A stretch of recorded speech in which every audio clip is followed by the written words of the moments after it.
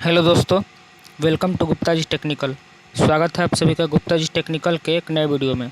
तो दोस्तों, इस वीडियो में हम लोग करने वाले हैं यूपी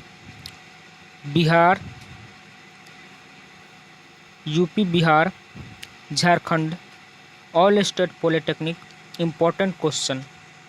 आज हम लोग केमिस्ट्री का इम्पोर्टेंट क्वेश्चन करने वाले हैं, जो कि आपके एग्जाम की दृष्टि से बहुत ही महत्वपूर्ण होने वाला है। तो चलिए हम लोग क्वेश्चन को करना शुरू करते हैं।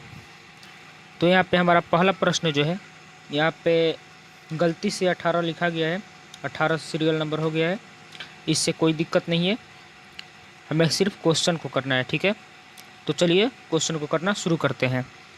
तो हमारा प्रश्न जो है वो है NH3 यानी अमोनिया गैस में HCl की छड़ ले जाने पर निकलता है, यानी जो NH3 है यानी जो अमोनिया गैस है उसमें HCl की छड़ ले जाने पर क्या निकलता है।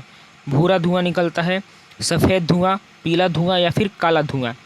तो इसका जो राइट आंसर होगा वो होगा ऑप्शन नंबर बी, यानी सफ़ेद धुआं, ठीक है। तो चलिए अगले प्रश्न की तरफ चलते हैं। तो हमारा अगला प्रश्न जो है वो है, एक पदार्थ रेडियो एक्टिवता तभी दर्शाता है जबकि उसके परमाणु में होता है। तो देखिए, तो इसका जो राइट आंसर होगा वो होगा ऑप्शन नंबर डी, यानी अस्थाई नाभिक, ठीक है।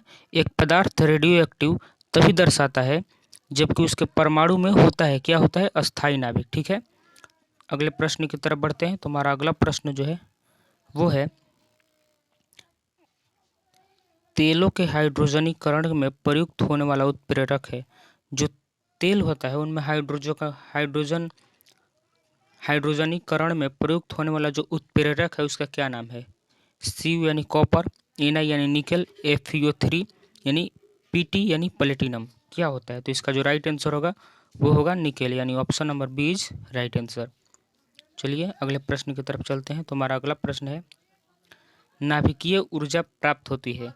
जो नाभिकीय ऊर्जा है वो कैसे प्राप्त होता है। ऑप्शन नंबर ए दिए हुए है, न्यूट्रॉनों के टूटने से, बी है बीटा कणों के टूटने से, या फिर इलेक्ट्रॉनों के टूटने से, या फिर प्रोटॉनों के टूटने से। तो इसका जो राइट आंसर होगा वो होगा ऑप्शन नंबर ए, यानी न्यूट्रॉनों के टूटने से, ठीक है। चलते हैं अगले प्रश्न की तरफ। हमारा अगला प्रश्न जो है वो है, लवण जिनकी उपस्थिति में जल में अस्थायी कठोरता आती है। वे लवण का नाम बताना है जिनकी उपस्थिति से जल में अस्थायी कठोरता आती है। तो इसका जो राइट आंसर होगा वो होगा बी, यानी कि Ca कैल्शियम 2+ और मैग्नीशियम 2+ के क्लोराइड यानी Cl- एवं सल्फेट SO4 का होल ट्वाइस SO² का होल 4-, ठीक है। तो ये याद कर लीजिएगा, और ये आपके एग्जाम की दृष्टि से वेरी वेरी इंपॉर्टेंट क्वेश्चन है, ठीक है। चलिए अगला प्रश्न की तरफ बढ़ते हैं। तो हमारा अगला प्रश्न जो है, निर्जल सोडियम एसीटेट वो सोडा लाइम के मिश्रण को गर्म करने से बनती है। देखिए, जो निर्जल सोडियम एसीटेट एवं सोडा लाइम के जो मिश्रण है उसको गर्म करने पर क्या बनता है। CH4, C2H6, C2H2 यानी या C2H4। तो इसका जो राइट आंसर होगा वो होगा ऑप्शन नंबर ए, यानी CH4, ठीक है। अगले प्रश्न की तरफ बढ़ते हैं। तो हमारा अगला प्रश्न जो है, क्लोरीन का प्रयोग किया जाता है। जो क्लोरीन है उसका प्रयोग कहाँ पे किया जाता है।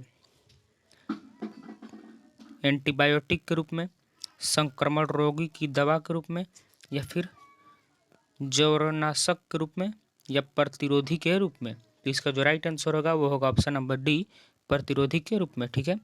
अगले प्रश्न की तरफ बढ़ते हैं। तो हमारा अगला प्रश्न जो है, धातु के बर्तन में, देखिए जो लिखा है, धातु के बर्तन में रखा दूध निम्न में से किस परिस्थिति में सबसे जल्दी ठंडा होता है।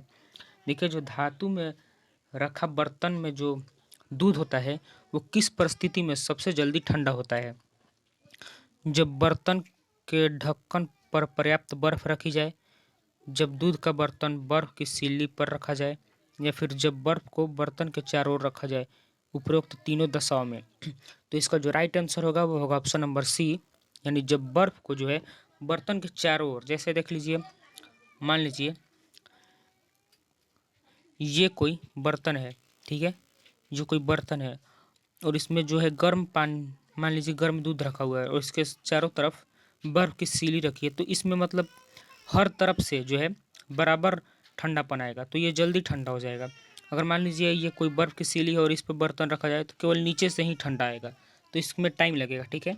और इसके ढक्कन पे अगर मान लीजिए रखा जाए बर्फ़ की सीली तो भी इसमें मतलब जल्दी दूध ठंडा नहीं होगा, इस परिस्थिति में जो है जल्दी ठंडा होगा, ठीक है। अगले प्रश्न की तरफ बढ़ते हैं। तो हमारा अगला प्रश्न है, लाल दवा जो कीटाणुनाशक के रूप में प्रयुक्त होती है वह है, जो लाल दवा है जो कीटाणुनाशक के रूप में प्रयुक्त होती है वो है क्या है? तो इसका जो राइट आंसर होगा वो होगा ऑप्शन नंबर सी, यानी पोटेशियम परमैंगनेट। अगले प्रश्न की तरफ बढ़ते हैं। तो हमारा अगला प्रश्न है, हाइड्रोजन बम किस सिद्धांत पर आधारित होता है? जो हाइड्रोजन बम है वो किस सिद्धांत पर आधारित होता है? तो इसका जो राइट आंसर होगा ऑप्शन नंबर ए, यानी नाभिकीय संलयन पर, ठीक है।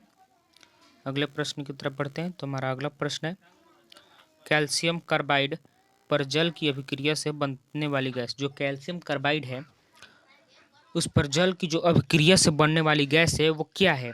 तो इसका राइट आंसर होगा ऑप्शन नंबर बी, यानी एसिटिलीन, ठीक है। अगले प्रश्न की तरफ बढ़ते हैं। तो हमारा अगला प्रश्न जो है वो है,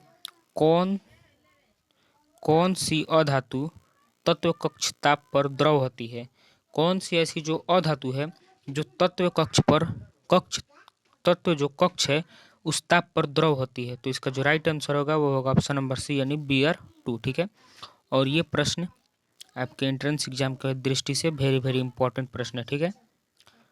तो आज के वीडियो में बस इतना ही, मिलते हैं आपसे नेक्स्ट वीडियो में। तो अगर आपको ये वीडियो अच्छा लगा तो वीडियो को लाइक करें और अपने दोस्तों के पास शेयर करें।